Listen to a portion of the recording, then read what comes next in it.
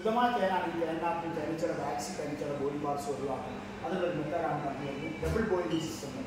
തേൻ ഒരിക്കലും ഡയറക്റ്റായി ചൂടാക്കാൻ പാടില്ല. ഡയറക്റ്റ് തേൻ ചൂടാക്കിയിട്ടുണ്ടെങ്കിൽ പോയിസൺ ആക്കി മാറും. ഡബിൾ ബോയിലിംഗിലൂടെ ശുദ്ധമായ തേനാണ് എടുക്കാൻ കഴിയും. ഇത് രണ്ട് ലെയറുള്ള ഒരു തേനാണ്. അകത്തൊരു ലെയറുണ്ട്, വെളിയിലൊരു ലെയർ. വെളിയിലെ ലെയർ നമ്മൾ വെള്ളം നടത്തുന്ന അകത്തെ ലെയർ തേനാണ്. വെളിയിലെ വെള്ളം 45 മുതൽ 55 ഡിഗ്രി സെൻറ്റിഗ്രേഡ് ചൂടാക്കുമ്പോൾ അകത്തെ തേൻ ഓട്ടോമാറ്റിക്കായിട്ട് 30 മുതൽ 35 ഡിഗ്രി ചൂടാകും. ഈ പ്രക്രിയ 2 മുതൽ 3 മണിക്കൂർ വരെ കണ്ടിന്യൂ ചെയ്യുമ്പോൾ തേൻ അടിയിലോട്ട് പോകും. അതിന് മുകളിൽ വാക്സ്, അതിന് മുകളിൽ വേസ്റ്റ് പെട്ടെന്ന് നോക്കാൻ ടീച്ചേഴ്സ് പറഞ്ഞുകൊണ്ട് കാണിക്കാൻ അറിയില്ല. അടുത്ത ആൾ വരുമ്പോൾ പെട്ടെന്ന് മുടി നോക്കണം. പെട്ടെന്ന് ഒന്നുകൂടെ നോക്കുന്ന ആൾക്കാരെ മാറി നോക്കണം. കുറച്ചുകൂടെ അറിയാൻ ഇപ്പോൾ നിർത്തി വെച്ചാൽ അരമണിക്കൂറായിട്ട് വരും. 3 മണി ചൂടായിക്കൊണ്ടിരിക്കും വെള്ളം. അപ്പോൾ ഇതിനകത്തുള്ള തേൻ ചൂടാവും. അതോടൊപ്പം ഇതിങ്ങനെ കറക്കിക്കൊണ്ടിരിക്കും. അങ്ങനെ 3 മണിക്കൂർ കഴിയുമ്പോൾ എല്ലാം വെളിയിൽ മുകളിൽ വരും. അത് ഇതേപോലെ തേൻ അടിയിൽ പോവും. അതിന് മുകളിൽ ഇതേപോലെ വെള്ളമായിട്ട് കംപ്ലീറ്റ് ആ കളറിപ്പോൾ വന്ന് അരമണിക്കൂറായതുകൊണ്ടാണ് കറണ്ട് പോയിരിക്കുകയാണ്. അപ്പം ഈ 3 മണിക്കൂർ കൊണ്ട് മുഴുവൻ ആ വേസ്റ്റും വാക്സും വേസ്റ്റ് എന്ന് പറയുമ്പോൾ അതിൻ്റെ ചിറക് നമ്മുടെ നാടൻ ഭാഷയിൽ ചിറകും തുങ്ങലോ അതൊക്കെ വരും. അതിൻ്റെ കൈ കാല് തലമൊക്കെ കാരണം പിന്നെടുത്ത് എങ്ങനെ അവർ കംപ്ലീറ്റ് ആയിട്ട് ഫിൽട്രേഷൻ ആവില്ല. ഇങ്ങനെ വന്നു കഴിഞ്ഞാൽ ഇവിടെ മൂടി ഓപ്പൺ ചെയ്ത് മാനുവലായിട്ട് കോരി ഒഴിവാക്കും. ബാക്കി ഇവിടെ ഫിൽറ്ററിങ് കഴിഞ്ഞ് 2ാമത്തെ ചെമ്പറിലേക്ക് പോകും. അവിടെ നമ്മൾ വീണ്ടും ചെക്ക് ചെയ്യാണ് വെള്ളത്തിൻ്റെ അംശം. തേനകത്ത് വെള്ളത്തിൻ്റെ അംശം വരുന്ന കാരണം തണുപ്പ് കാലാവസ്ഥയിൽ തേനെടുക്കുമ്പോൾ ഊട്ടി, കൊടൈക്കനാൽ, മൂന്നാർ, വയനാട് പോലത്തെ അല്ലെങ്കിൽ സിംല ഡാം, ഉത്തരാഖണ്ഡ് പോലത്തെ സ്ഥലങ്ങൾ നമ്മൾ തേനെടുക്കുമ്പോൾ അതിൽ വെള്ളത്തിൻ്റെ അംശം ഉണ്ടാകും. ഫുഡ് ആൻഡ് സേഫ്റ്റി നിയമപ്രകാരം ഒരു തേനിനകത്ത് അനുവദനീയമായ വെള്ളത്തിൻ്റെ അംശം 20% താഴെയായിരിക്കും. 20% കൂടുതൽ വെള്ളത്തിൻ്റെ അംശം ഉണ്ടാക്കി തേൻ ചെയ്ത് തരും. അങ്ങനെയാണെങ്കിൽ ആ തേനിന് വെള്ളത്തിൻ്റെ അംശം ഒഴിവാക്കണമെങ്കിൽ അത് ആ തേൻ കൂടുതൽ കാലം ഉപയോഗിക്കാൻ പറ്റില്ല. അത് ഒഴിവാക്കാൻ വേണ്ടി വീണ്ടും 3ാമത്തെ ചേമ്പറിലേക്ക് ചെക്ക് ചെയ്തിട്ട് ഈ പൈപ്പ് വഴി ഇവിടുന്ന് പ്രഷർ കൊടുത്തിട്ട് ഈ പൈപ്പ് വഴി മുകളിലേക്ക് തന്നെ കൂളിംഗ് ടവർ വഴി കടത്തി. ഈ കൂളിംഗ് ടവർ വഴി കടത്തി വിടുന്ന തേൻ ഡെൻസിറ്റി തേനിന് വെള്ളത്തിനേക്കാളും ഡെൻസിറ്റി കൂടുതലായതുകൊണ്ട് തേൻ അടിയിലോട്ട് പോകും. അതിൻ്റെ വെള്ളത്തിൻ്റെ അംശം മുകളിൽ ബബിൾസ് രൂപത്തിൽ വരും. ഈ ബബിൾസ് രൂപത്തിൽ മുകളിൽ വരുന്ന വെള്ളം ഈ പ്രഷർ കൊടുക്കും. ശക്തി ചെയ്യുമ്പോൾ നമുക്ക് ഇതേപോലത്തെ വെള്ളം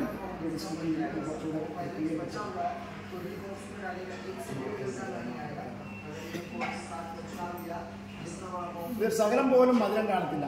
അതേസമയത്ത് ശുദ്ധമായ പച്ചവെള്ളം. എന്നാൽ തേൻ്റെ സ്മെല്ലുണ്ട്. ഇതിപ്പോൾ 3 ദിവസമായതാണ്. ഇതിപ്പോൾ ഇനി ഇവിടെ റൊട്ടേഷൻ ആകുമ്പോൾ വീണ്ടും നമുക്ക് അത് ഈ വെള്ളം മാറ്റും. ഇതിപ്പോൾ 3 ദിവസമായതാണ്. എന്നാൽ പോലും സ്മെല്ലുണ്ട്. ഇത്രയും മൈന്യൂട്ടായിട്ട് നമ്മൾ ആ തേനാപ്പിൽ വെള്ളം സെറ്റ് ചെയ്തിട്ട് പിന്നീട് ഇവിടെ അവശേഷിക്കുന്ന തേനാണ് ഞങ്ങളിവിടെ കൊടുക്കുന്നത്. എത്ര വർഷം വേണമെങ്കിലും ഇങ്ങനെ വെച്ചിട്ട് ഒരിക്കലും ഒരു കട്ട പിടിക്കില്ല. അത് പ്രോസസ്സ് ചെയ്ത തേന് എക്സ്പയർ ഡേറ്റ് ഇല്ല. എത്ര വർഷം ഉപയോഗിച്ചാൽ ഇതൊരു തേനല്ല. നമുക്ക് നമ്മുടെ നാട്ടിൽ കണ്ണൂരാണെങ്കിൽ തലപ്പുറത്തെല്ലാം കാസർഗോഡ് നമുക്ക് ഒരു തേന കിട്ടും. ഇവിടെ ഞങ്ങൾ 7 മുതൽ 9 ഐറ്റം തേൻ നമുക്ക് തരുന്നുണ്ട്. ലാസ്റ്റ് ഓരോ തേനും വ്യത്യസ്ത taste. For example litchi from ബീഹാറിലെ മുസഫർപൂർ നിന്ന് കളക്ട് ചെയ്യുമ്പോൾ അതാ ലിച്ചിയുടെ ടേസ്റ്റ് ആയിരിക്കും. നമ്മളിപ്പോൾ കടയിലൊക്കെ ലിച്ചിയുടെ ജ്യൂസൊക്കെ കിട്ടുന്നത് അതേപോലെ ആ ടേസ്റ്റ് ആയിരിക്കും തേൻ. അങ്ങനെയുള്ള 7ഓ 8ഓ എത്രയെന്ന് അറിയില്ല അവിടെ സ്റ്റോക്ക് ഉള്ളതെന്ന് വെച്ചാൽ. അപ്പോൾ ഓരോ തേനും നമുക്ക് ടേസ്റ്റ് ചെയ്യാനുള്ള അവസരങ്ങളുണ്ട്. അതുകൊണ്ടൊന്നും നമ്മൾ തേനീച്ച ജീവിത രീതി കൂടെ വന്നോ.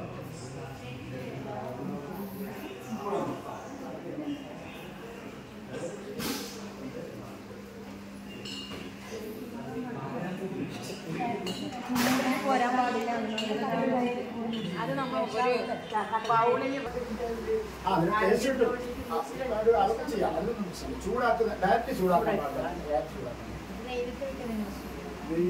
അത് ഇപ്പം നോർമൽ ടെമ്പറേച്ചറിലോട്ട് പ്രശ്നമല്ല. നമ്മുടെ നാട്ടിലൊന്നും പ്രശ്നമല്ല. നോർമൽ ടെമ്പറേച്ചർ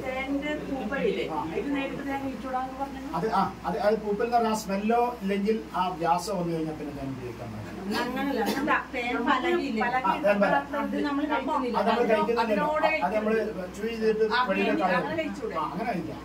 മറ്റേത് വെളിയിൽ കളയണം. ഇറക്കിയിട്ടുണ്ടെങ്കിൽ ഇതേപോലെ അസുഖം. ഓക്കെ. ഇത് ഹണി മ്യൂസിയം. ഇന്ത്യയിൽ ഇവിടെ മാത്രമേ മ്യൂസിയം ആയിട്ടുള്ളൂ. സൗത്ത് ഏഷ്യയിൽ 2ാമത്താണ്. ലോകത്ത് എവിടെയാണ് തേൻ കിട്ടണമെങ്കിൽ 3 തരം തേനീച്ചകൾ വേണം. Male, female, queen. ഇത് 3 ഉണ്ടെങ്കിൽ മാത്രമേ തേൻ കിട്ടത്തുള്ളൂ. ഇതേപോലെ ബോക്സ് വെച്ച് നമ്മൾ തേൻ എടുക്കുകയാണെങ്കിൽ മെയിലീച്ചക്ക് ഇതിന് പ്രത്യേക റോളൊന്നുമില്ല. എല്ലാം ചെയ്യുന്നത് ഫീമെയിലാണ്. ഫീമെയിൽ വന്നു കഴിഞ്ഞാൽ അതിൻ്റെ ബോഡിയിൽ നിന്ന് വരുന്ന വാക്സ് ഉപയോഗിച്ചുകൊണ്ട് ആദ്യം ഒരു തേൻ പലക നിർമ്മിക്കും. തേൻ പലക നിർമ്മിച്ച് കഴിഞ്ഞാൽ തൊട്ടടുത്ത് എന്താണോ ഫ്ലവർ കിട്ടുന്നത് അവിടെ പോയി തേൻ കളക്ട് ചെയ്യും.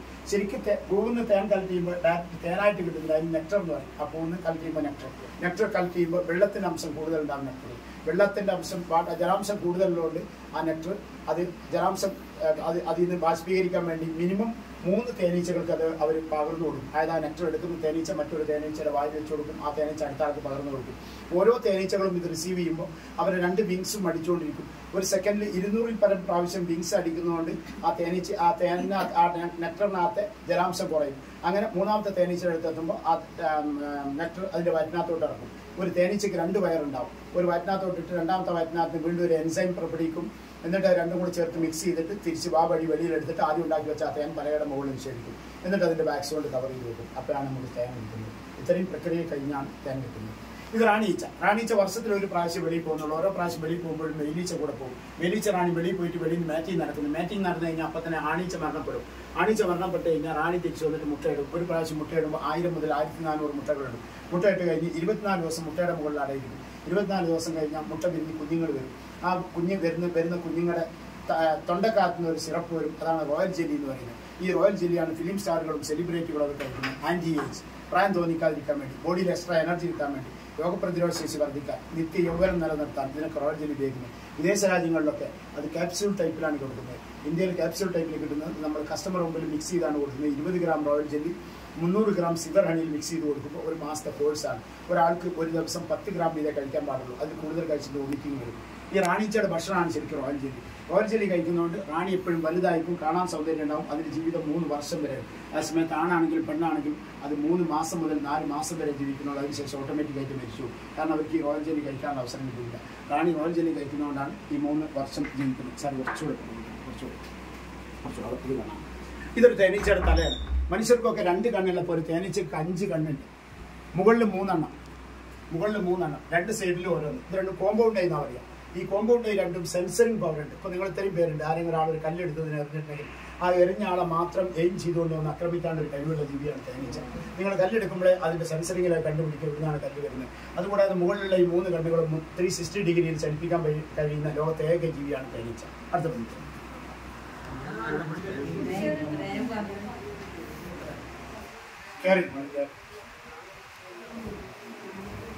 പുറകോട്ടൊന്നുമില്ല. ഡോറിൽ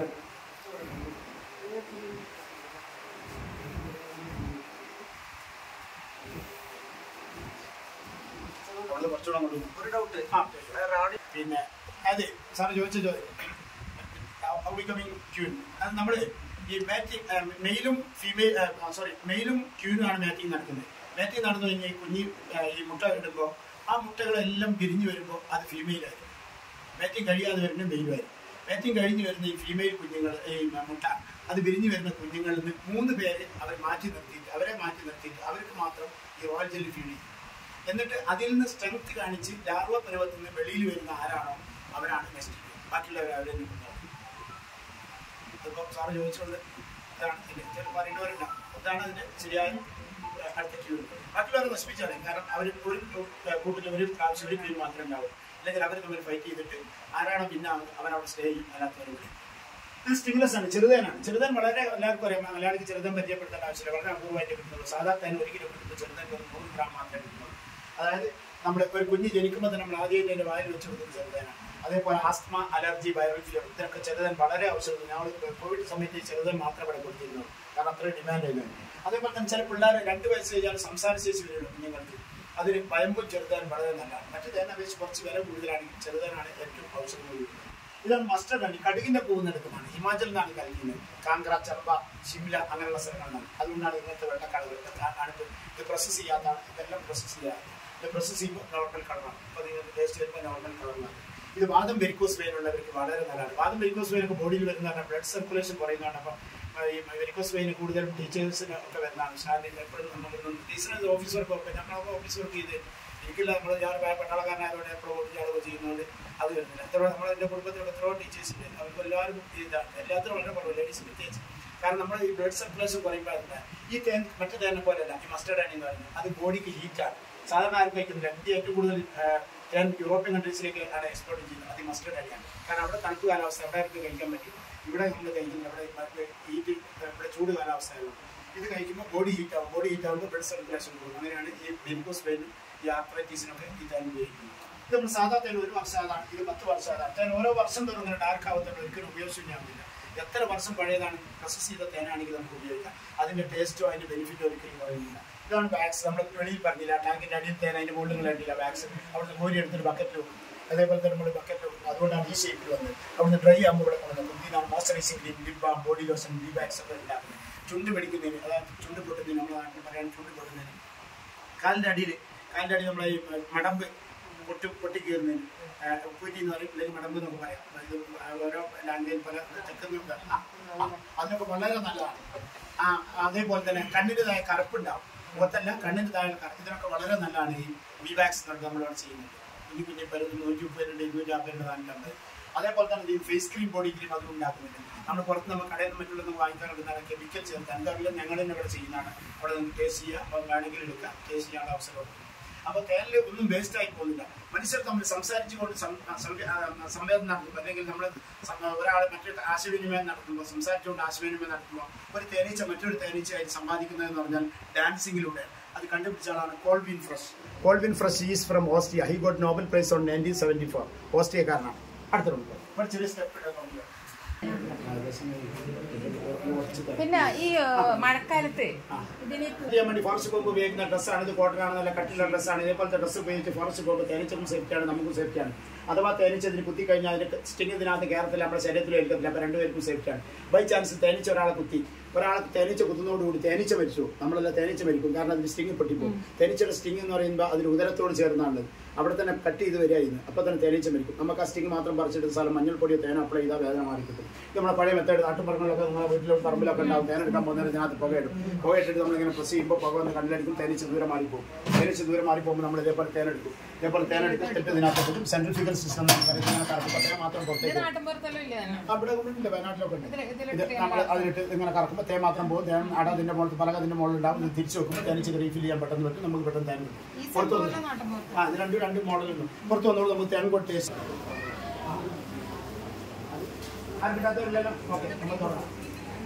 ഓരോ തേനും വ്യത്യസ്ത ടേസ്റ്റാണ്. ഞാൻ ആദ്യം ഒരു തുള്ളി തേനെ തരുന്നുള്ളൂ. പക്ഷെ അത് കംപ്ലീറ്റ് കഴിച്ചെങ്കിലും മറ്റേ തേൻ്റെ ടേസ്റ്റ് അറിയാൻ പറ്റും. സിതറാണി നമ്മൾ കാശ്മീരിൽ മാത്രം കളക്ട് ചെയ്യുന്ന തേനാണ് സിതർ.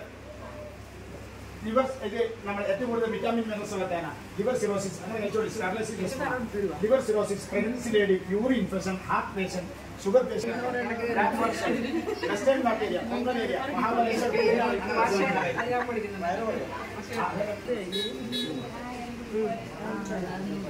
ഏറ്റവും കൂടുതൽ ഔഷധ സസ്യങ്ങളുള്ളത്. ഏറ്റവും കൂടുതൽ ആയുർവേദ മെഡിസിനും അതുങ്ങളൊന്നും വാങ്ങിക്കൊണ്ട് ഇതിന്റെ മെഡിസിൻ വെച്ചാൽ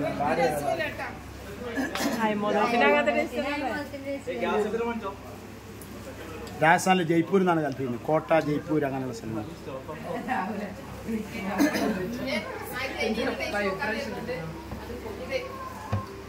ഇത് ആ സമയത്ത് നമ്മൾ എന്ത് ചെയ്യുന്ന പറഞ്ഞാൽ വയനാട് ഫോറസ്റ്റ് അണിക്കകത്ത് വെളുത്തുള്ളി ഇട്ട് വെക്കുന്നു. 40 ദിവസം ഇട്ട് വെച്ചിട്ട് 41ാമത്തെ ദിവസം വെളുത്തുള്ളിയുടെ തേണ്ടില്ല. ഇത് ബാഡ് കൊളസ്ട്രോൾ, ചീത്ത കൊളസ്ട്രോൾ ഉള്ളവർക്ക് വളരെ നല്ലതാണ്.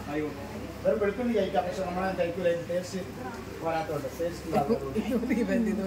മുസഫർപൂർ എന്ന സ്ഥലം ഇതിൽ ഏറ്റവും കൂടുതൽ മധുരമുള്ളവരാണ്. ഇന്ത്യയിൽ ഏറ്റവും കൂടുതൽ മധുരമുള്ളവരാണ് ലിച്ചി. കാലിൻ്റെ അടി ആറ് നേരത്തെ ടീച്ചർ കാണിച്ചിട്ട് കാലിൻ്റെ അടി അതിന് ആ പൊട്ടുന്നതിനൊക്കെ 250, 450 നല്ല എഫക്റ്റ് ഉള്ള സാധനങ്ങളാണ്. ഫേസ് ക്രീം, ബോഡി ക്രീം കൈ വെച്ച് നോക്കിക്കോളൂ. നിങ്ങൾക്ക് എടുക്കാനാണ്. കാരണം നമ്മളെ പ്രൊഡക്റ്റാണ്. അതുകൊണ്ട് ഇഷ്ടമാണ് തരാം. ഇതാണ് face cream, body cream, saffron. അത് ഞാൻ ആദ്യം കാണിച്ചെന്ന വാക്സി പ്ലസ് ഹണി പ്ലസ് സഫ്രോൺ. അതിന് ഫേസ് മുഖത്തുള്ള പാടുകൾ, പിമ്പിൾസ് വന്ന കല. അപ്പോൾ യൂസ് ചെയ്ത സ്പൂൺ എല്ലാവരും ഇതിനകത്ത് ഇട്ടോളൂ.